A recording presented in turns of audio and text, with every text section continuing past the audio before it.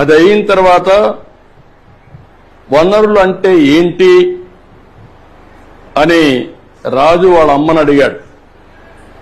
అడిగినప్పుడు వాళ్ళ అమ్మ చెప్పింది ఏం చెప్పిందంటే, మన అవసరాలు సంతృప్తి పరచడానికి ఉపయోగపడేది ఏదైనా సరే అది ఏమంటారు? వనరులు అంటారు. మీ చుట్టూ ఒకసారి పరిశీలిస్తే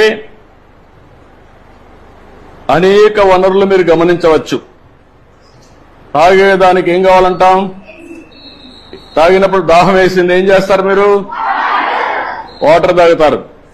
తాగినప్పుడు దాన్ని ఏమంటారు?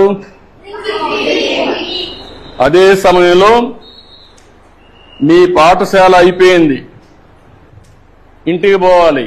దేంట్లో పోతారు మీరు? బస్సులో పోతారు. దాన్ని ఏమంటాం? వనరులు అంటాం. అదే సమయంలో మీరు చదివే పాఠ్యపుస్తకాలు, దాన్ని ఏమంటారు? ఎందుకు వనరు అంటున్నారు? ఉపయోగపడుతుంది కాబట్టి.